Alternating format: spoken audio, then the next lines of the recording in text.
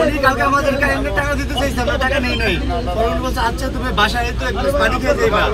পরে বাসায় আসছি আমরা, আসার পরে উনি লাঠি দিয়ে মারলো, খেলনা পিস্তল দিল, সবকিছু দিয়ে এখন আমাদেরকে হ্যান্ডকাপ করাইছে। তোমরা কিছু পেলে না কে?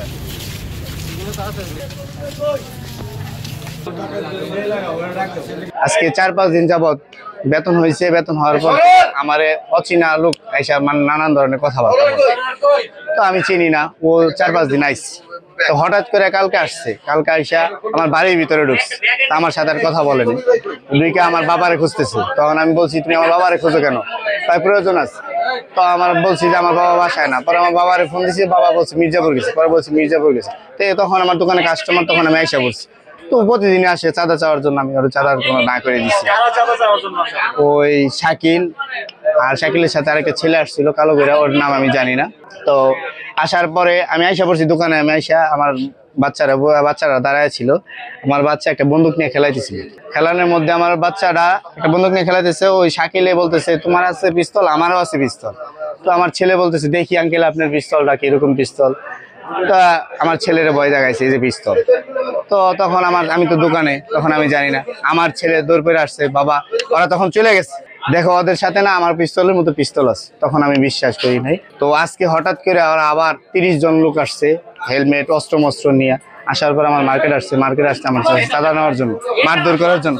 তার মধ্যে আমরা 3-4টা ভাই, আমার 3টা ভাই, আমার 2টা ভাই আছে আর আরেকটা চাচতো ভাই আছে। আমরা 4 জনে মিলে আমরা 2 জন ডাটকাইছি। পরে এলাকার লোক আসছে, পরে ওরা আরো বাকিগুলা সবাই পালায় গেছে। এর মধ্যে এই শাকিলটা আমি চিনি, শাকিল আমার কাছে চাঁদা চাইছে আরো, আমি শাকিলটা না করছি। শুনছি যে ও নাকি ছিনতাই করে, কিছুদিন আগে জেলখানা থেকে আসছে, এরকম শুনছি। ওদের একটার সাথে একটা পরিচয় দিচ্ছে পুলিশের। তো পুলিশ এখন সিভিল আসবে না, বাংলাদেশ সরকার বলেছে পুলিশ এখন সিভিল আসবে না, পুলিশ আসলে পোশাক আসতে হবে। তো তখন আমি জিজ্ঞাসা করছি, ওরা ধরছি, ওরা একটা হাতের মধ্যে ধরছি। হাতের মধ্যে ধরার পরে ওর টিনের মধ্যে ঠেকাইছি। টিনের মধ্যে ঠেকানোর পর ওর পিছনে হাত দিয়ে দেখি পিস্তল।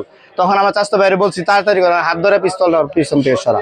আমার চাচতো ভাই ওরা এক হাত ধরে পিস্তলটা টান দিয়ে সরাইছে। তারপর আটকাইছি। পরে এলাকার মানুষ আসছে, এলাকার মানুষ আসার পরে ওরা দৌড়ে পালাইছে। 2 জনকে ধরতে পারছে।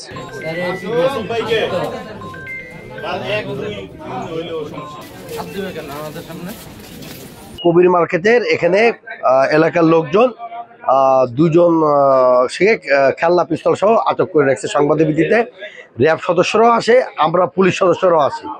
আসার পরে এখানে কবির মার্কেটে কবির সাহেব সহ আরো স্থানীয় যারা লোকজন আছে তাদের কাছ থেকে আমরা জানতে পারি যে এখানে 2 জন শিহাব এবং শাকিল, এখানে 2 জন আটক আছে। এই আটক ব্যক্তির মধ্যে একজন শিহাব, যার কাছে খেলনা পিস্তল সহ পাওয়া গেছে বলিয়া এলাকার লোকজন এইভাবে বলছে, কথিত তার কাছে খেলনা পিস্তলটা পাওয়া গেছে।